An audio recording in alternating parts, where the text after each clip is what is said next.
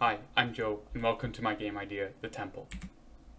This action-adventure platform game involves a player having to complete a series of challenges throughout a free-roam map set in an ancient Greek city.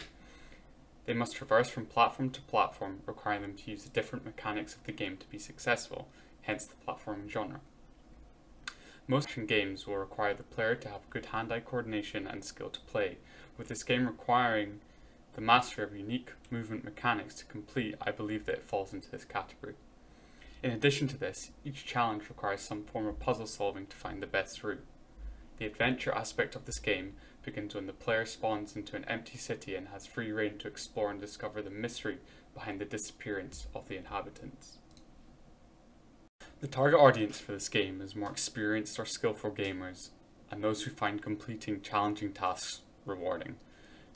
The primary players of this game will be anyone from the ages of about 12 plus. There will be no diversifying content such as sexual or violence, so players of any ages and culture can play. This target audience has been chosen because there is a lack of difficult platforming games made for the player who wants more of a challenge than what Super Mario can provide. This game's target platform is PCs that run Windows 10. I've chosen to develop for PCs as the hardware peripherals, for example mouse and keyboard, allow for high precision movement, which this game will require. In addition to this, as the game is in 3D, there is a higher performance required, which is why I've chosen to develop for PC over things such as browser or mobile devices. I decided to develop for Windows 10 as the software such as graphics drivers, for example Direct 3D, have been massively optimized for gaming compared to other operating systems such as Mac or Linux.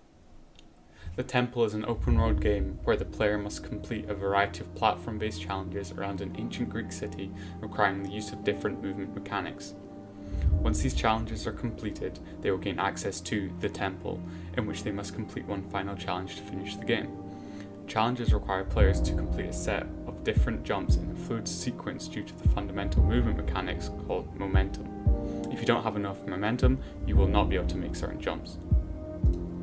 There are two main unique selling points of this game. The first one, the movement. Fast and smooth movement system requiring skill to master, but once mastered allows fluid combinations and complete control of the character. Many platform games allow players to take as long as they want to move from one platform to another, which promotes slow movement. Whereas this game forces the player to use the momentum system to complete challenges. Secondly, the immersive learn-as-you-go system. Players are not explicitly given any instruction on how to use the different mechanics. The levels are designed in such a way that players will learn how to use each mechanic through the design combined with their own trial and failure. Many games lose their immersion factor when there are different stages which interrupt the gameplay to teach them a new skill. Players will also receive greater satisfaction when they figure out a new mechanic and complete a challenge themselves versus when they were told how to perform it. In terms of graphics and audio, 3D graphics will be used. Using 3 dimensions adds more potential features to the gameplay such as different movement abilities. 3D also allows me to create a far more immersive world, as combined with a first-person view it makes it easier to make the player feel like they're there. The models themselves are of low poly style. This is for multiple reasons. Low poly models will mean that there is an increase in performance, so a wider range of PCs can play the game. The low poly art style will help with create a more cartoony feel, making the game feel friendlier for all ages to play, rather than a spookier, hyper-realistic style. The audio that I've chosen to use for the background music is very chilled out and serene, adding to the adventure atmosphere, but also will help reduce the frustration if players become stuck at certain points throughout.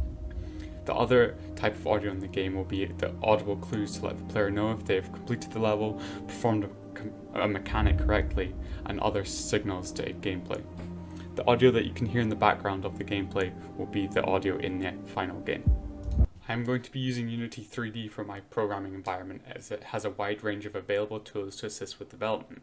Features such as physics and collision detection have already been implemented within the engine. This means I can spend more time polishing and focusing on the gameplay itself, as well as using the physics engine in creative ways rather than working on aspects not relevant to the game itself.